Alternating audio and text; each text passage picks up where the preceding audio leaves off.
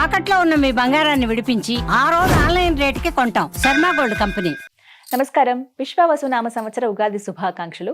ద్వాదశ రాశుల వారి జాతక ఫలితాలు తెలుసుకుందాం. వివరించేందుకు ప్రస్తుతం మనతో పాటు ఉన్నారు డాక్టర్ ఈడుపుగంటి పద్మజ గారు.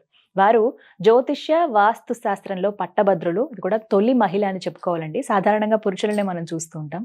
పంచాంగకర్త, అలాగే జ్యోతిష్యంలో పిహెచ్డి చేసి గోల్డ్ మెడల్ సాధించారు ఆవిడ. ఇంకా చెప్పాలంటే యూనివర్సిటీ టాపర్ కూడా. వారు ఎంతో చక్కగా పంచాంగ శ్రవణం వివరిస్తారండి. దాంతో పాటుగా రాసులు వారు ఏ విధంగా పరిహారాల్ని పాటించి వాళ్ళు ఉన్న స్థితి నుంచి ఉన్నత స్థితికి చేరుకోగలరో కూడా చెబుతూ ఉంటారు చిన్న చిన్న మంత్రాల ద్వారా. మరి ఇవాళ కార్యక్రమంలో వారి మాటల్లో విని తెలుసుకుందామా? నమస్కారం అమ్మా.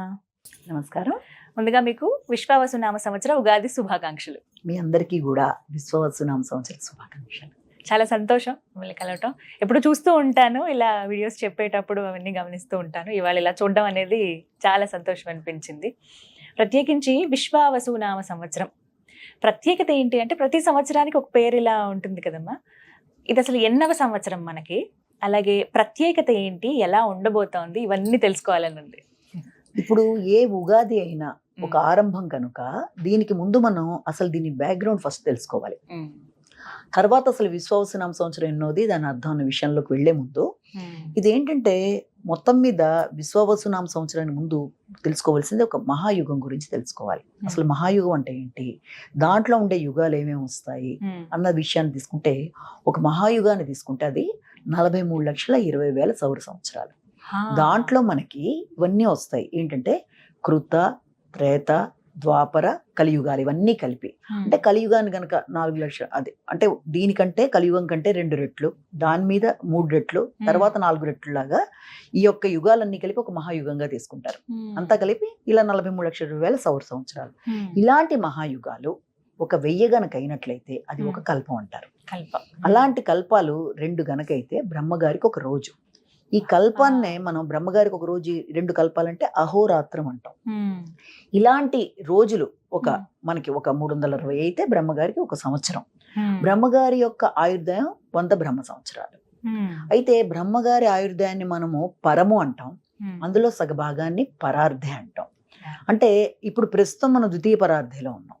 ఈ ద్వితీయ పరార్ధేలో కూడా మనం దేంట్లో ఉన్నామంటే, ఇక్కడ శ్వేతవరాహ కల్పంలో, వైవస్వత మన్వంతరంలో, దాంట్లో 27 గడిచిపోయి 28వ మహాయుగంలో, అందులో కూడా మనకి దాదాపుగా ఇవన్నీ వెళ్ళిపోయాయి. కృత, త్రేత, ద్వాపర యుగాలు అయిపోయి కలియుగంలో ఉన్నాం.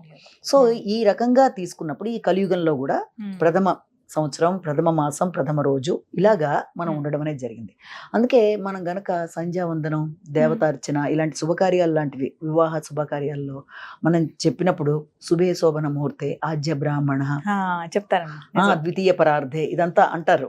దాంట్లో శ్వేతవరాహ కల్పే, వైవస్వత మన్వంతరే అంటూ చెప్పుకుంటూ వస్తారు. కలియుగే ప్రథమ పాదే ఇలా చెప్పుకుంటూ వచ్చినప్పుడు ఇప్పుడు మనది దాదాపుగా 27 మహాయుగాలు అయిపోయి 28వ మహాయుగంలో అన్ని అయిపోయిన దీంట్లో ఇప్పుడు మనం ఇది గడిచిన శతాబ్దములుగా తీసుకున్నప్పుడు ఏమవుతుందంటే 5,126 ఇది అయిపోయింది.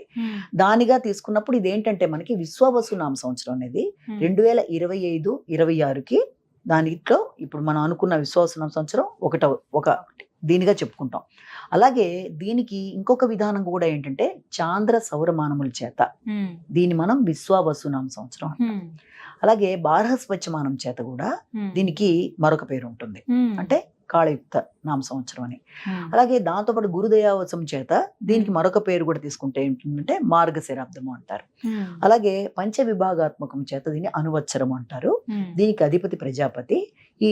ఆ సంవత్సరంలో మనం ధాన్య దానం చేస్తే మంచిది. అంటే దీని యొక్క బ్యాక్గ్రౌండ్ అనమాట. అంటే మొత్తం మీద విశ్వావసునామ సంవత్సరం అనేది మనం గనక లెక్క కట్టుకుంటే గడిచిన దాంట్లో ఈ యొక్క గతాబ్దంలో అంటే 5,126గా, తర్వాత ఇప్పటిదాకా మనకి ఇంకో రకంగా కూడా తీసుకున్నప్పుడు ప్రభావాది 60 సంవత్సరాల్లో ఇది మనకి 39వది. అయితే ఇప్పుడు నువ్వు అడిగిన ప్రశ్న ప్రకారం ఈ సంవత్సరం యొక్క విశేషత ఏమన్నా ఉంటుందా, ఏమన్నా ప్రత్యేకత అన్న విషయాన్ని తెలుసుకునేటప్పుడు మనకి ఏంటంటే, ఈ యొక్క 39వ సంవత్సరంగా విశ్వావసునామ సంవత్సరంలో ప్రజలందరి మధ్య, దేశాల మధ్య, అంటే వ్యక్తుల మధ్య, దేశాల మధ్య చక్కటి సంబంధ బాంధవ్యాల్లాగా, కమ్యూనికేషన్ బాగుండేట్టుగా, వ్యక్తిగత అభివృద్ధి విషయంలో వ్యక్తులు సహకరించుకోవడం, దేశాల మధ్య వ్యక్తుల మధ్య అభివృద్ధికరంగా ఉండడం అనేది ఒకటి. అలాగే దగ్గర ప్రయాణాలు, ప్రయాణ సాధనాలు ఇవన్నీ కూడా అభివృద్ధికరంగా ఉండడం అనేది. కమ్యూనికేషన్, మేజర్గా కమ్యూనికేషన్ అనేది దేశాల మధ్య అయినా మనుషుల మధ్య అయినా అభివృద్ధి చెందే విధంగా ముందుకు వెళ్ళడం అనేది దీనిలో విశేషం చూస్తాం. అలాగే దీంతో పాటుగా ఇంకా ఏంటంటే విద్యార్థులు రాత నైపుణ్యాలను ఒకటి బాగా పెంచుకోవాలి ఈ సంవత్సరంలో. అంటే చదివింది కేవలం గుర్తు పెట్టుకోవడంలా కాకుండా రాత నైపుణ్యాలను పెంచుకుంటూ, తొందరపడి మనం కొత్త వ్యక్తులతో పరిచయాలు, ఇప్పుడు సోషల్ మీడియా డెవలప్ అయిన తర్వాత మనకి ముఖం తెలియని వ్యక్తులతో పరిచయాల వల్ల జరిగే ఇబ్బందులు మొదలైన వాటిని అధిగమించే విధంగా జాగ్రత్తలు తీసుకోవాలి ఇక్కడ ఒకటి. ఇక ఇంకొకటి ఏంటంటే విశ్వావసు, అంటే అసలు ఆ మాటలోనే అర్థాన్ని గనక మనం తీసుకున్నట్లయితే విశ్వ అంటే విశ్వం మొత్తం, మనకి విశ్వం అనేది, వసు అంటే అభివృద్ధి, అంటే మొత్తం ప్రపంచంలో అభివృద్ధి కొరకు అందరూ పాటుపడతారు. అంటే ఎలాగా వాళ్ళలో వాళ్ళు అభివృద్ధి కొరకు పాటుపడడం అనేది ఈ సంవత్సరం యొక్క ప్రత్యేకత. దీనికోసం వాళ్ళు చేసే కార్యక్రమాల్లో కొన్నిసార్లు వేరే రకమైన కార్యకలాపాలు చేయడం, లేకపోతే దాంతో పాటు చౌర్యానికి పాల్పడడం, ఇలాంటి వాటికి కూడా ఆస్కారం అనేది ఉంటుంది. కనుక తగిన విధంగా జాగ్రత్తలు తీసుకుంటూ అన్ని విధాలుగా ముందుకు వెళ్ళినట్లయితే విశ్వవసు నామ సంవత్సరం పేరుకు తగినట్లుగానే అన్ని విధాల వ్యక్తులకి, వారిలో వారికి వ్యక్తులతోనూ అన్ని రకాలుగా అభివృద్ధికి ఉపయోగపడుతుందని మనం అనుకోవచ్చు. ప్రతి ఒక్క సంవత్సరానికి కూడా మ్యామ్ ఆ సంవత్సరం ఎఫెక్ట్ ఉంటుంది, ఆ ప్రభావం బాగా కనపడుతుంది. అలాగే ఆ పేరును బట్టి కూడా ఆ సంవత్సరం నిర్ణయించబడుతుంది అని అంటారు. అంటే ఆ పేరులో ఇప్పుడు క్రోధి ఏ విధంగా అయితే ఉందో అలాగే ఉన్నారు, గత సంవత్సరం అంతా అలాగే గడిచిందనే వాళ్ళు ఉన్నారు. మరి ఈ విశ్వవసు ఈ పేరుకు తగ్గట్టుగా ఎలా ఉంటుంది అని అనుకోవచ్చండి?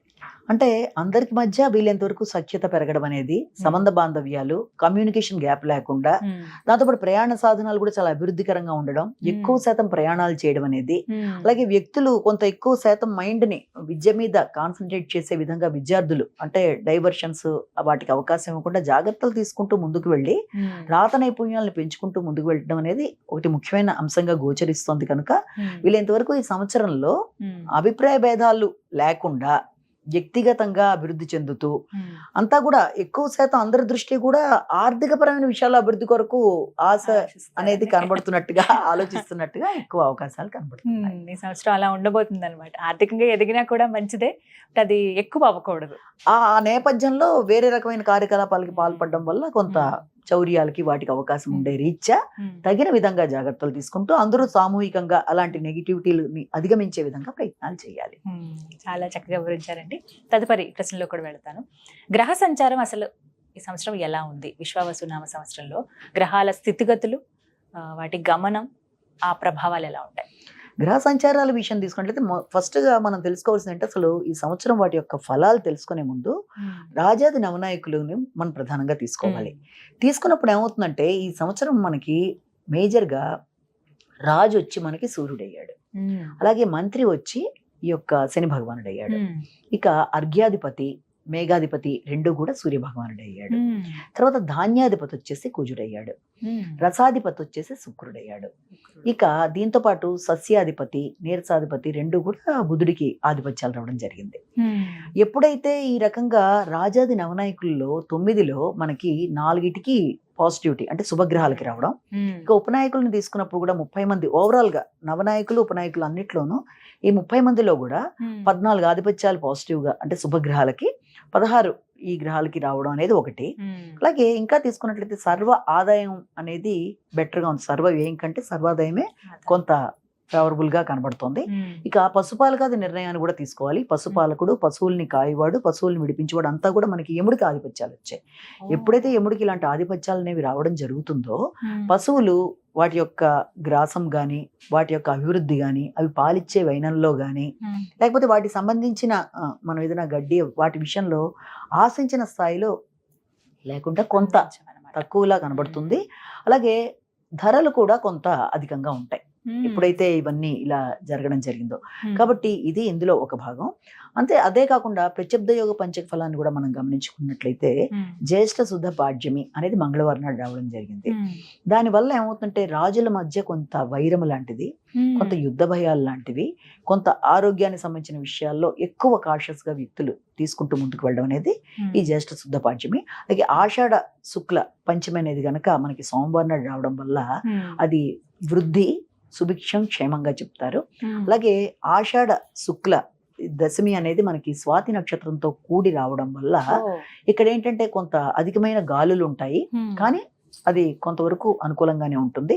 ఇక ఈ ఆషాఢ బహుళ దశమి ఏకాదశులతో కూడి మనకి ఎప్పుడైతే రోహిణి నక్షత్రంతో రావడం జరిగిందో మధ్యమ వృష్టిగా చెప్తారు. ఇక పుష్య బహుళ అమావాస్య అనేది ఆదివారం నాడు రావడం వల్ల కొంత ఆరోగ్యపరమైన విషయాల్లో జాగ్రత్తలు తీసుకోవాలన్నది ఇది ఒక విశేషం. ఇది కాకుండా మనకి ఈ యొక్క మేష సంక్రమణం అనేది రవి యొక్క మేష సంక్రమణాన్ని తీసుకున్నట్లయితే ఇది మనకి రాత్రిపూట జరగడం జరిగింది. రాత్రి ఎప్పుడైతే 13 ఏప్రిల్ ఆ రాత్రి మనకి 3:21 సూర్య భగవానుడు ఈ యొక్క అశ్విని నక్షత్రంలో ప్రవేశించడం, మేషరాశిలోకి రావడం వల్ల మేష సంక్రమణం ఫలం ఎలా ఉంటుంది అంటే రాత్రి ఫలం కాబట్టి అభివృద్ధి అనేది ఉంటుంది, అనుకూలతలు ఉంటాయి, క్షేమం అవుతుంది. కానీ ఏంటంటే రాత్రి సమయం కనుక క్రిమికీటకాదులు మొదలైన వాటి వల్ల ఇబ్బందులు అనేవి పైరులకి వాటికి మనం అనుకోవచ్చు. ఇక దీంతో పాటుగా గ్రహణాల విషయం కూడా తీసుకున్నట్లయితే ఈ సంవత్సరం 2 గ్రహణాలు చెప్పాలి. మొదటి గ్రహణం ఏంటి అంటే మనకి భాద్రపద పౌర్ణమి నాడు, అంటే 7/9/2025 నాడు మనకి ఈ యొక్క పూర్వభద్ర నక్షత్రం వాటిలో అంటే కుంభరాశిలో మనకి ఈ రాహుగ్రస్త చంద్రగ్రహణం అనేది, సంపూర్ణ చంద్రగ్రహణం అనేది ఒకటి ఏర్పడుతుంది.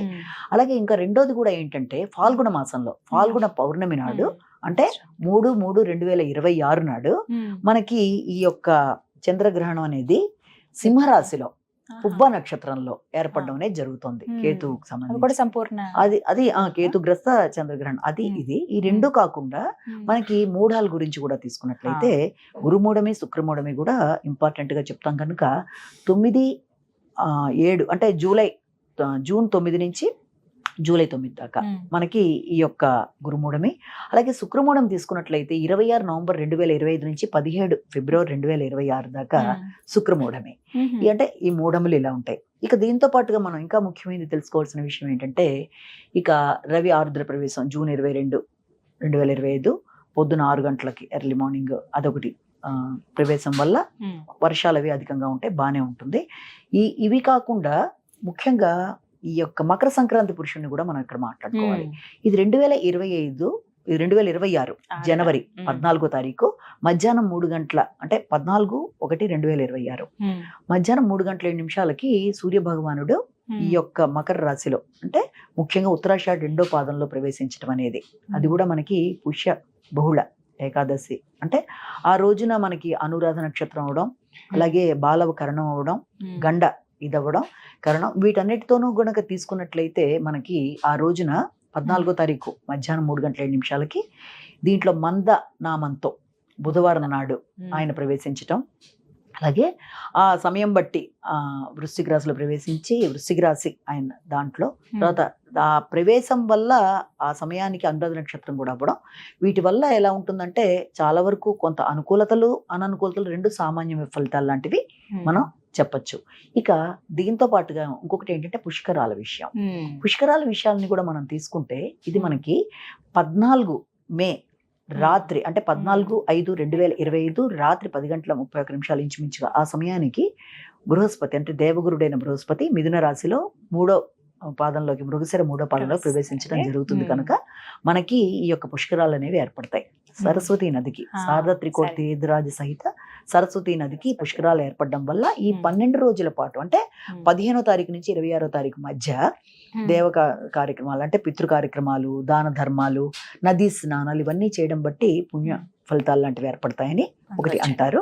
అలాగే ఇది జరిగే ప్రదేశాలు తీసుకుంటే మనకి కాళేశ్వరం లాగా మనకైతే ఇక్కడ అలాగే అంతర్వాహినిగా ప్రవహిస్తుంది కాబట్టి ప్రయాగరాజ్లో కూడా దీని యొక్క ఇది, అలాగే బద్రీనాథ్ చాలా చోట్ల ఈ యొక్క పుష్కరాలు అనేవి విశేషంగా జరుగుతాయి అంటే సరస్వతి నదికి సంబంధించిన పుష్కరాలు.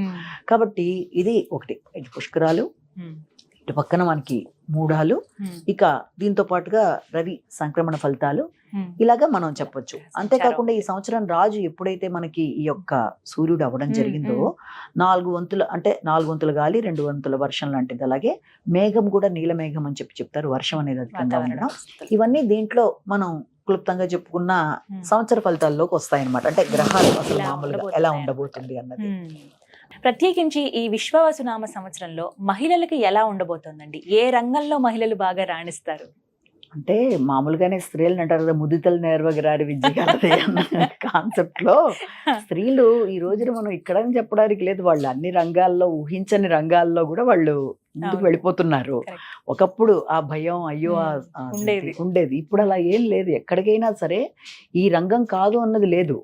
కానీ ఈ సంవత్సరంలో ఇంకా విశేషంగా వీళ్ళు తీసుకున్నట్లయితే ముఖ్యంగా మ్యాథమెటిక్స్ అంటే గణకం, అంటే గణించే వాటిల్లో ఎక్కడెక్కడైతే మనకి మ్యాథ్స్ వస్తాయో అంటే దాంట్లో వాళ్ళు బాగా ఒకటి అందుకే మ్యాథ్స్ లేని చోట ఉంటది కాబట్టి ఎక్కడ గణితం ఉంటుందో అక్కడ. అలాగే స్త్రీ విద్యార్థినులు కూడా వాళ్ళు ప్రధానంగా ఏంటంటే ఎక్కువ కష్టపడకుండానే మంచి ఫలితాలు, అంటే విపరీతంగా కాకపోయినా కొంతవరకు కూడా చాలా మంచి ఫలితాలు పొందడం. ఈ గణకులుగా వాళ్ళకి గణకులుగా మంచి లేఖకులుగా గణకులుగా రాణించడం. అలాగే వస్త్ర వ్యాపారాలు, బిజినెస్లు కూడా ఉంటాయి కదా, అన్ని రకాల వ్యాపారాల్లో ముఖ్యంగా ఈ రసాయన శాస్త్రంలో అంటే కెమిస్ట్రీకి సంబంధించిన విషయాల్లో సైంటిస్టులు గాను, తర్వాత ఈ వస్త్రాలు గానే కాకుండా అన్ని రకాల బిజినెస్ల్లో కూడా, అంటే కేవలం మనం బట్టల బిజినెస్ అనే కాకుండా మామూలు జనరల్ కూడా ఎవరి మటుకు వాళ్ళు ఇండివిజువల్ గా బిజినెస్ పెట్టుకుంటూ ఉంటారు కదా, అది ఎదుగుదల కొరకు.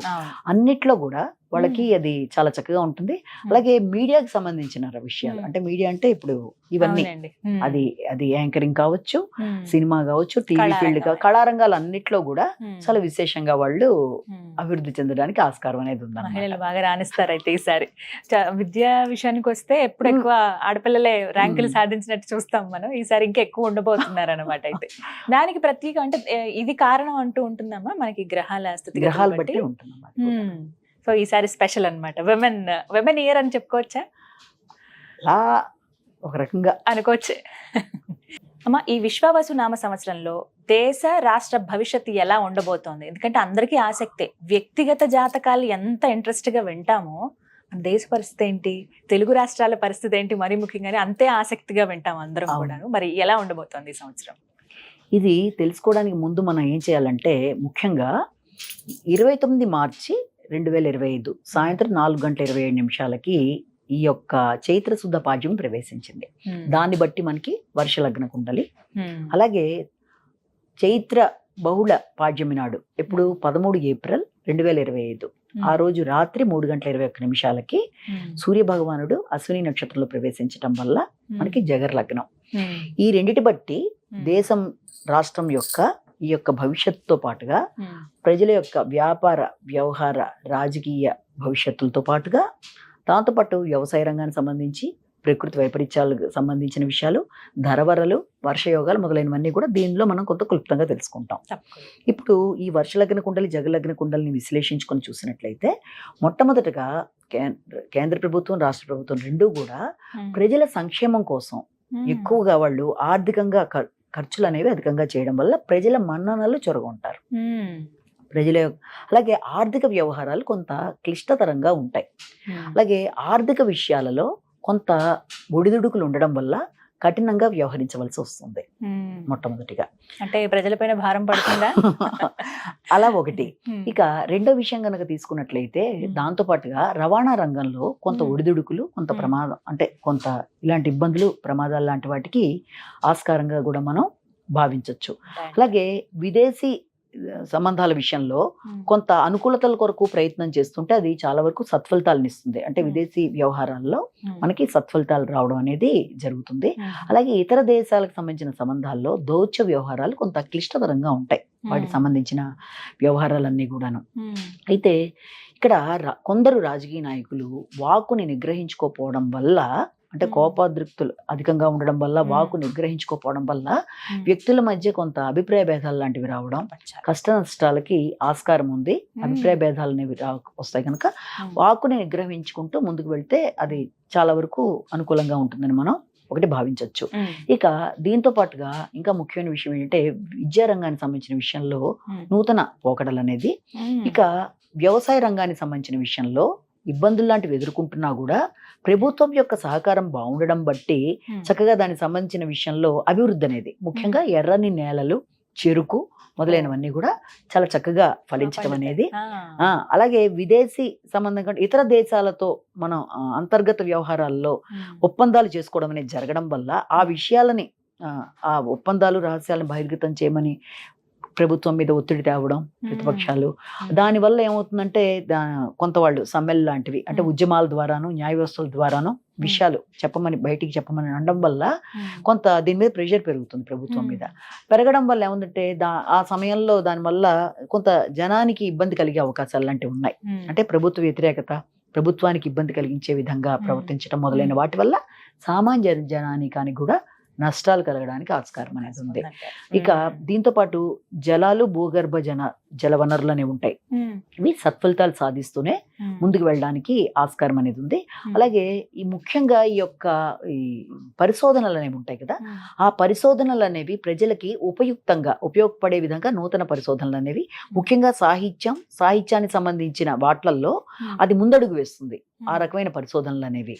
అలాగే దాంతో పాటుగా ఈ యొక్క AI ఆర్టిఫిషియల్ ఇంటెలిజెన్స్ అనేది చాలా అది విశేషంగా అభివృద్ధి చెందడం, అందులో కొత్త రకంగా టెక్నాలజీ పెరుగుతూ ముందుకు వెళ్ళడం వల్ల అభివృద్ధితో పాటుగా అది కొంత భయాందోళన కూడా గురి చేసే అవకాశాలు లాంటివి ఒకటి కనబడుతుంది. అలాగే దౌత్య రంగం అభివృద్ధి కొరకు కొంత ఎక్కువ దానికి సంబంధించి ఇది చేస్తారు. అలాగే సామాన్యమైన విషయాల్లో అంటే సాంక్రమిక వ్యాధుల విషయంలో జాగ్రత్తలు తీసుకోవాలి, దేశ రక్షణ కొరకు పటిష్టంగా ఉండడం అనేది ఒకటి జరుగుతుంది. ఇక దీంతో పాటుగా ఈ యొక్క ఉగ్రవాద తీవ్రవాద చర్యల విషయంలో కానీ ప్రజలు వాటిని నియంత్రించుకుంటూ ముందుకు వెళ్ళడానికి అన్ని విధాల ఆస్కారం ఉంది. వాటిని నియంత్రించే శక్తి అనేది వీళ్ళకి ఖచ్చితంగా ఏర్పడుతుంది ప్రభుత్వానికి. అలాగే దాంతో పాటుగా ఇంకా ఏంటంటే రైల్వే రంగం అనేది సౌకర్యాలని అభివృద్ధి చేసుకుంటూ ముందుకెడుతుంది. రైల్వే రంగం అభివృద్ధి, ఈ విమాన రంగంలో రేట్లు అనేవి పెరుగుతాయి. అంటే అది డెవలప్ అవుతూనే దానికి సంబంధించిన రేట్లు పెరగడం అనేది. ఇంకా టీవీ తర్వాత సినీ రంగం వీటికి సంబంధించిన విషయాలలో అవి కొంత ఘర్షణాత్మకంగా ఉండడం, వాటి ప్రభావం వ్యక్తుల మీద కొంత ఘర్షణాత్మకంగా ఉండడం అనేది మనం గమనించుకుంటాం. అలాగే ఇది మాత్రమే కాకుండా చిన్న తరహా పరిశ్రమలు అనేవి అభివృద్ధికరంగా ముందుకు పెడతాయి. అలాగే ఈ యొక్క గ్యాస్ ఇలాంటివన్నీ కూడా వాటి యొక్క విషయంలో కొంత నియంత్రించగలుగుతారు. అంటే వాటిని మరీ అధికంగా ముందుకు వెళ్లకుండా వాటి విషయంలో. అలాగే హస్తకళలు అనేవి అభివృద్ధి చెందుతూ ముందుకు పెడతాయి. క్రీడా రంగంలో ఈ దేశం యొక్క ఖ్యాతి చక్కగా ముందుకు పెడుతూ అన్ని విధాలా కూడా పేరు ప్రఖ్యాతులు తేవడానికి. అలాగే న్యాయ వ్యవస్థ ప్రజలకి అండదండలుగా ఉంటూ ప్రజలకి అన్ని విధాల అనుకూలంగా ఉంటూ ముందుకు వెళ్ళడానికి ఆస్కారం అనేది ఒకటి మనం ఇందులో గమనించుకుంటాము.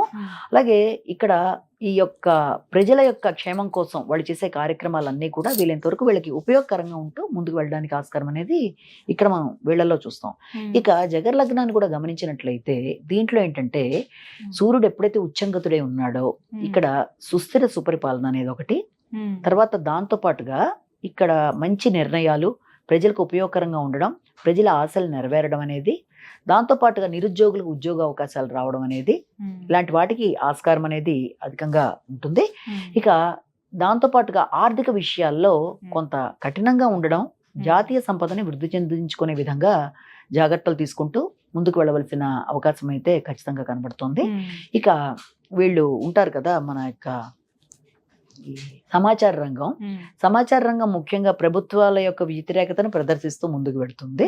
ఇక దీంతో పాటుగా రవాణా రంగం అనేది కూడా దానికి తగిన విధంగా అప్ అండ్ డౌన్స్ లో ముందుకు వెళ్ళడం అనేది మొదలైన వాటికి.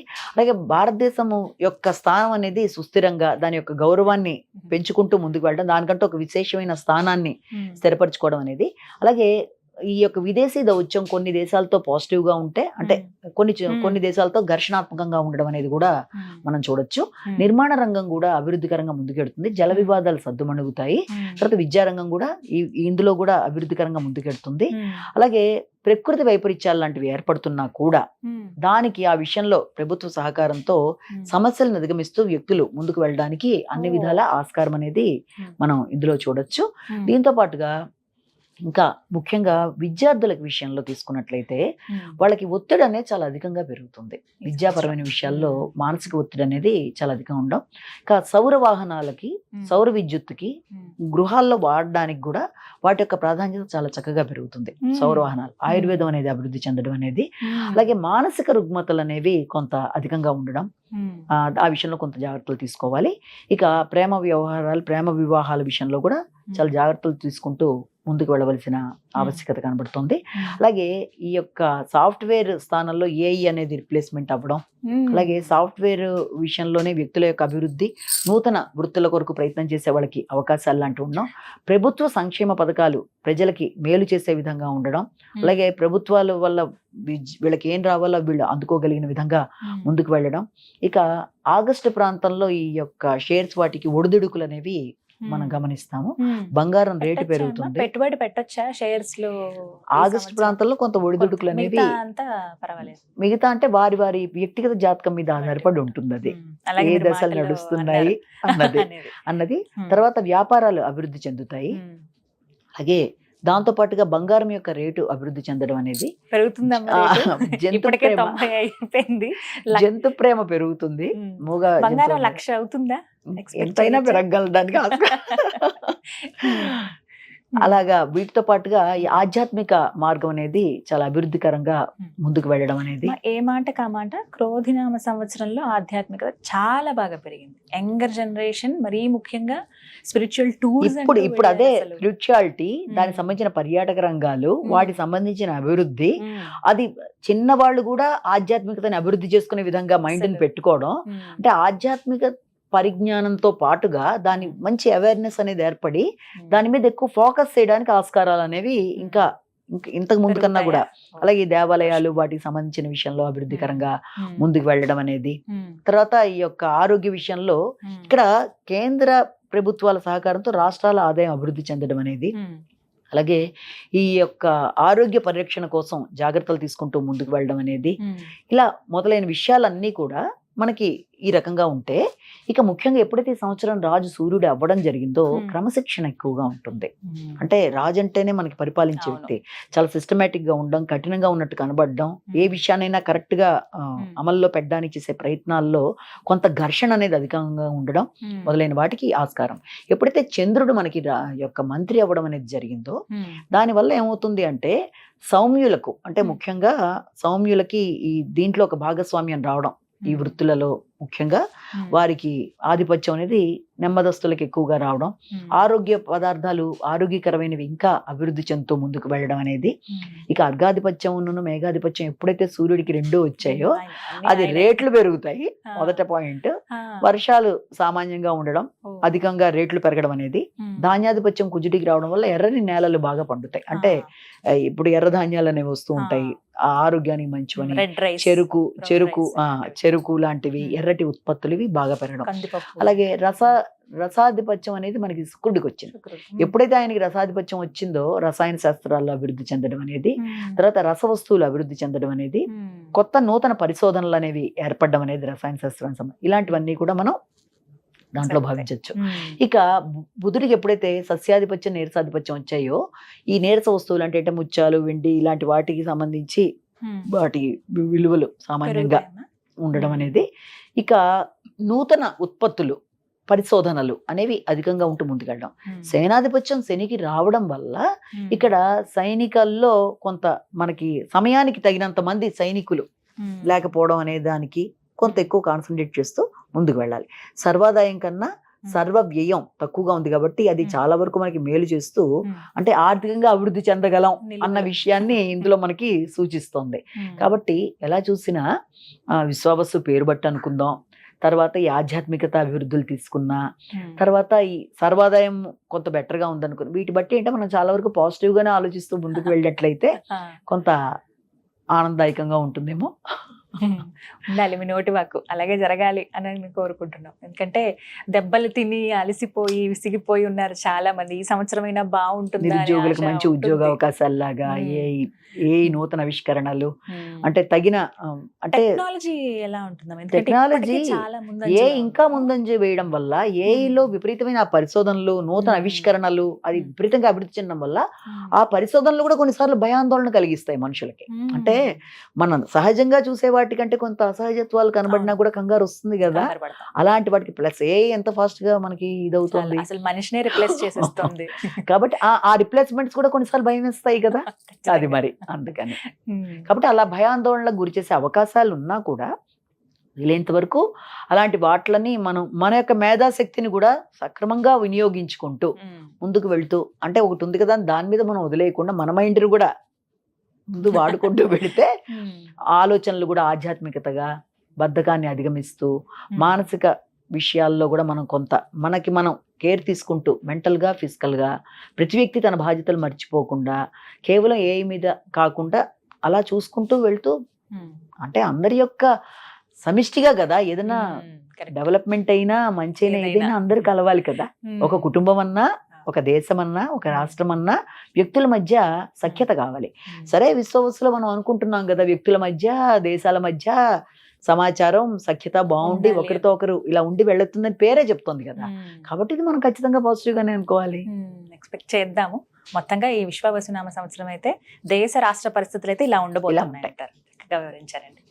నమస్కారం.